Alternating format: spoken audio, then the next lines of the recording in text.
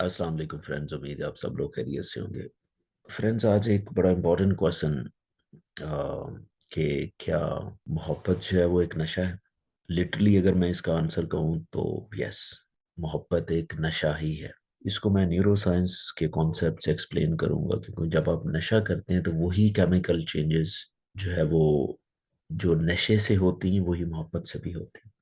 यानी कि अगर मैं कहूँ कि न्यूरो साइंस बिहाइंड लव, तो वो वैसी ही है जैसे नशे की है।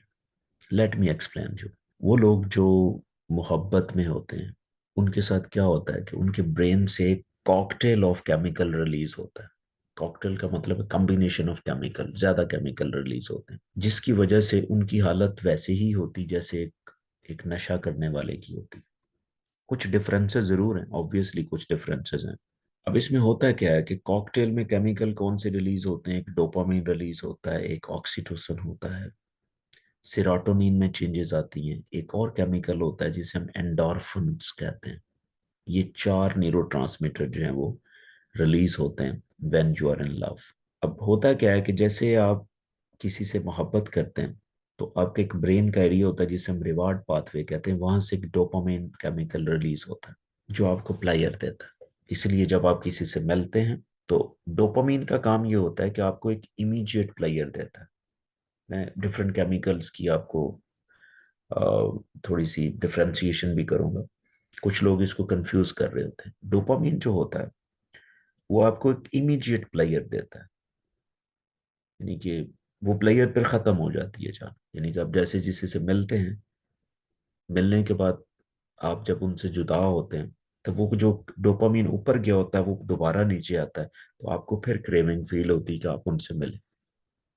जैसे कि नशे में भी ऐसे होता है कि आपने नशा किया, जितनी देर नशे का एक इफेक्ट रहता है वो रहता है, उसके बाद वो नीचे आ जाता है। अब एक और केमिकल रिलीज होता है जिसे हम ऑक्सीटोसिन कहते हैं। ऑक्सीटोसिन जो है वो एक ऐसा हार्मोन है, जब आप किसी से मोहब्बत करते हैं, आपके इमोशंस इन्वॉल्व होते हैं, तो ये ऑक्सीटोसिन हार्मोन रिलीज होता है जिसकी वजह से आपको उसके करीब जाने को दिल करता है। ऑक्सीटोसिन क्योंकि एक हैप्पीनेस हार्मोन है, एक लव हार्मोन भी इसको कहते हैं। हैप्पीनेस की बजाय लव हार्मोन इसको कहते हैं। तो ये आपको करीब करता है, इंटीमेट करता है। तो इसीलिए मोहब्बत करने वाले लोग ज्यादा करीब होकर बैठेंगे, इंटीमेट होते हैं। और तीसरा केमिकल जो है वो एंडोर्फिन। जब आप मोहब्बत करते हैं तो एंडोर्फिन केमिकल रिलीज होते हैं। एंडोर्फिन बेसिकली पेन किलर की तरह काम करता है। पेन किलर की तरह काम करता है। यानी जैसे आप एंडोर्फिन की जो केमिस्ट्री है वो ऐसी ही जैसे ओपीएम नहीं होती, जिसे हम ओपीएम कहते हैं। तो एंडोर्फिन की जो केमिकल नेचर है वो उनसे मिलती जुलती, इसीलिए जैसे आप ओपीएम लेते हैं तो आपको पेन कम होता है, तो इसीलिए जब आप मोहब्बत में होते हैं, आप इंटीमेट होते हैं, ऑक्सीटोसिन के अलावा एंडोर्फिन भी रिलीज होता है। जब एंडोर्फिन रिलीज होता है तो आपको पेन कम फील होती है। इसीलिए जब आप सही इंटीमेट होते हैं या आप बहुत करीब होते हैं, उन लोगों के पास बैठे होते हैं जिनसे आप मोहब्बत करते हैं, तो आपको कोई दर्द भी फील नहीं होता। जैसे एक नशा करने वाले को कोई दर्द नहीं होता, चाहे वो सर्दी में बैठा हुआ है, गर्मी में बैठा हुआ है, ठीक है, उसको फील नहीं होता। तो फिर एंडोर्फिन ज्यादा रिलीज होते हैं।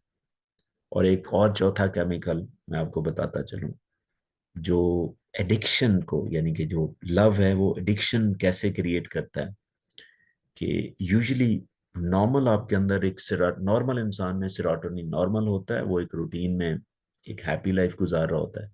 लेकिन जब आप मोहब्बत में आ जाते हैं तो वो केमिकल कम होता है।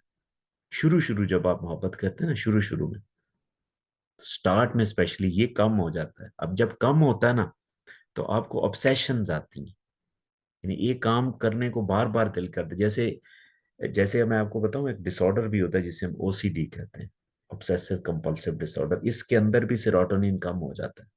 तो जब सेरोटोनिन कम होता है तो ये काम बार बार आप करते हैं। तो मोहब्बत के अंदर भी सेरोटोनिन जब कम होता है, डिसरेगुलेट होता है, कम होता है, तो आप उसको, उस शख्स से बार बार मिलने का आपको दिल करता है। तो इस तरह क्रेविंग होती है। तो जब आप मोहब्बत करते हैं, सही वाली जो आपको मैं मोहब्बत कहता हूँ, जो लोग कहते हैं, ठीक है, जब सही वाली मोहब्बत होती है, जब वो करते हैं तो आपका हालत वही होती है जो एक एडिक्टिव पर्सन की होती है, क्योंकि उनकी केमिस्ट्री और आपकी मोहब्बत करने वाले की केमिस्ट्री जो मोर और लेस एक जैसी होती है, सर्टेन डिफरेंसेस भी हैं, वो किसी दिन जरूर मैं आपको बताऊंगा। लेकिन मोहब्बत करना भी एडिक्शन से कम नहीं। इसीलिए मैं, मेरी एक लाइन भी है कि addiction is dangerous, either it's of alcohol, cocaine, or love. It's dangerous. Thank you so much. If you have any question, please write me in the comment section and definitely will answer. Thank you.